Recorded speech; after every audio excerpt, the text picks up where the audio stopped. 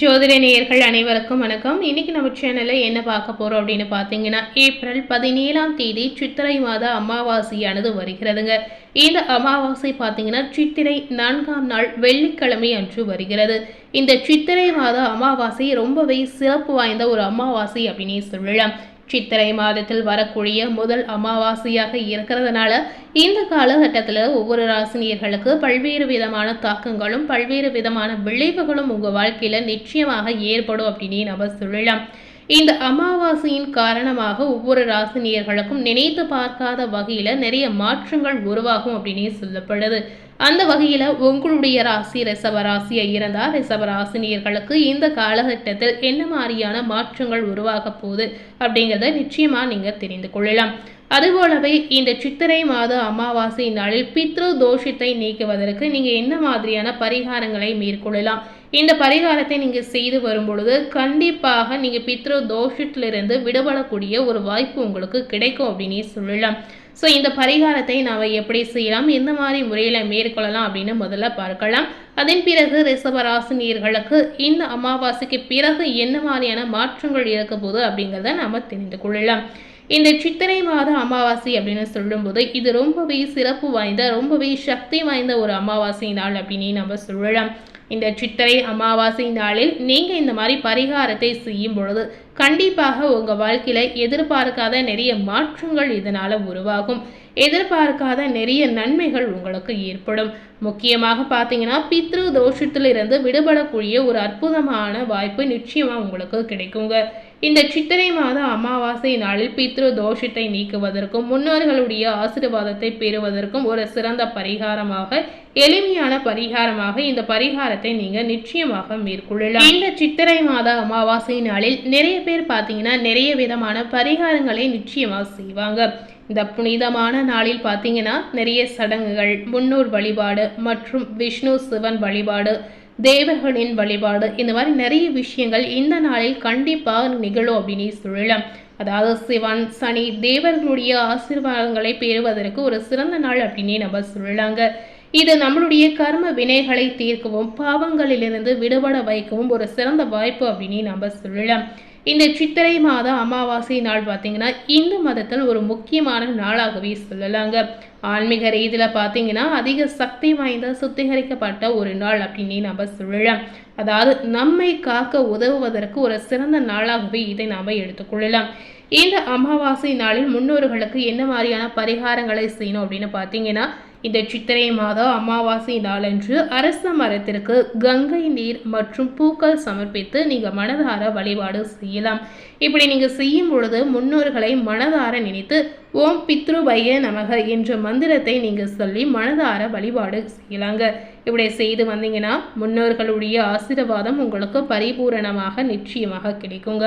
அவர்களுடைய ஆத்மாவும் சாந்தி அடையக்கூடிய வாய்ப்பும் நிச்சயமாக உங்களுக்கு கிடைக்கும். ஸோ மறக்காமல் இந்த பரிகாரத்தை நீங்கள் மேற்கொள்ளலாம். அதுபோலவே அடுத்ததாக இந்த சித்திரை மாத அமாவாசை நாளில் தெற்கு திசை நோக்கி உங்களுடைய முன்னோர்களுக்கு பித்ரு தர்ப்பணம் நீங்கள் செய்யலாம். அந்த மாதிரி செய்யும் பொழுது பித்ரு சோஸ்திரம் மந்திரம் ஏதாவது சொல்லி மனதார நீங்கள் வழிபாடு செய்யலாம்.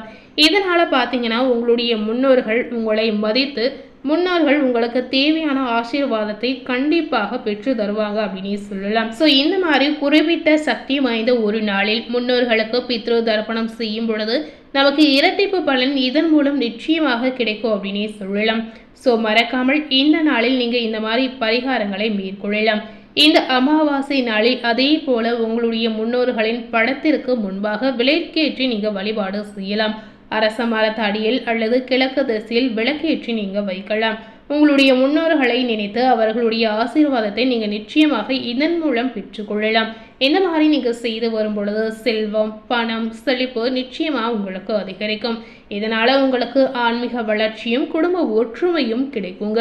ஸோ மறக்காமல் இந்த சித்திரை மாத அமாவாசை நாளில் இந்த மாதிரி பரிகாரத்தை நீங்கள் மனதார செய்யலாம். இது ரொம்பவே எளிமையான ஒரு பரிகாரமாக இருக்கிறதுனால அனைவரும் செய்யக்கூடிய ஒரு சிறந்த பரிகாரமாக நீங்கள் செய்யலாம்.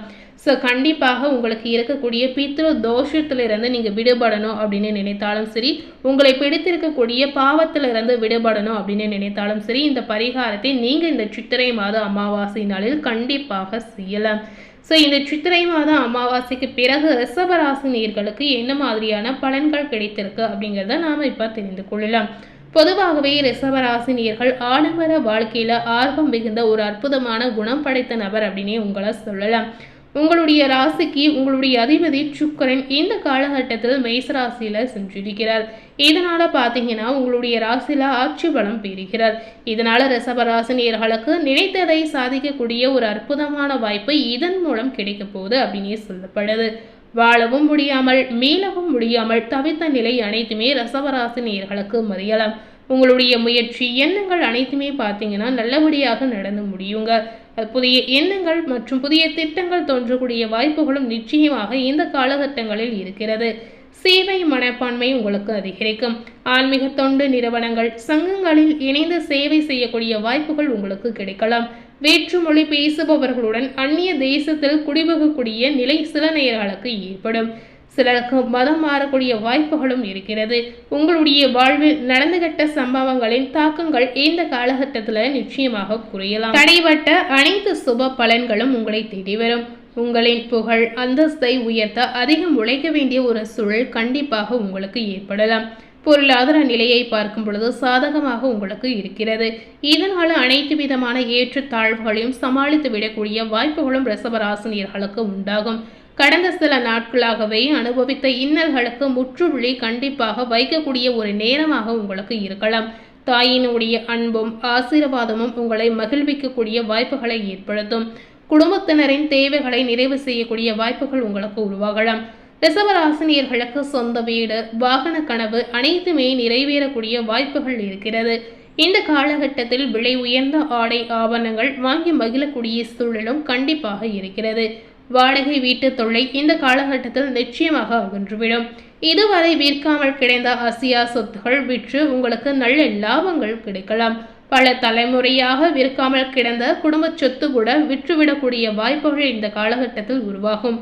பூர்வீக சொத்து தொடர்பாக பங்காளிகளிடம் இருந்து கருத்து வேறுபாடுகள் நீங்கி உங்களுக்கு கிடைக்க வேண்டிய பங்கு கண்டிப்பாக சட்ட ரீதியாக உங்களுக்கு கிடைக்கலாம்.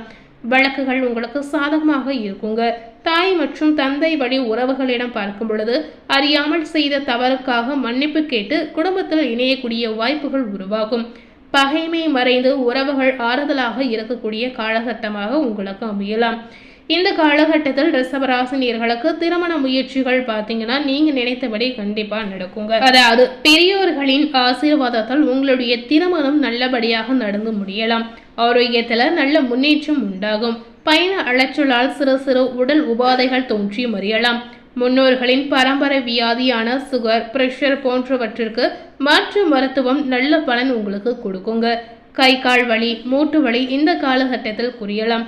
மாணவர்களுக்கு பார்த்தீங்கன்னா உயர்கல்விக்கு வெளியூர் வெளிநாடு செல்லக்கூடிய வாய்ப்புகள் கண்டிப்பாக கிடைக்கிறது. இல்லைன்னா விடுதியில் தங்கி படிக்கக்கூடிய சில சூழலும் உங்களுக்கு உருவாகலாம். இந்த காலகட்டம் பொருளாதார ரீதியாக பார்க்கும் பொழுது ரிஷபராசினியர்களுக்கு தொட்டதெல்லாம் தொடங்கக்கூடிய ஒரு அற்புதமான காலகட்டம் அப்படின்னே சொல்லலாம். இது பொற்காலம் என்றும் சொல்லும் வகையில பணம் உங்களுக்கு வந்து கொண்டே இருக்குங்க. தனஸ்தானம் குருவால் பண வசதி உங்களுக்கு சிறப்பாக இருக்கலாம். பொருளாதார நிலையிலே மிகப்பெரிய வளர்ச்சி நிச்சயமாக ஏற்படும். வராது என்று நினைத்த பணம் கண்டிப்பாக வந்து சேரும். சென்ற மாதத்தை விட இந்த அமாவாசைக்கு பிறகு உபரி வருமானம் நிச்சயமாக உங்களுக்கு கிடைக்கலாம். அரசின் மானியம் மற்றும் உதவி நிச்சயமாக கிடைக்க போகுது.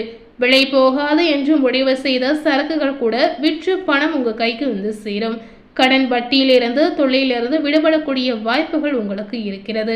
சனி மற்றும் குருவினுடைய சஞ்சாரத்தால் உங்களுக்கு சாதகமாக இருப்பதால் தொழிலுக்காக வாங்கிய கடனை சிறிது சிறிதாக அடைக்க முயற்சி செய்யக்கூடிய வாய்ப்புகள் இருக்கிறது.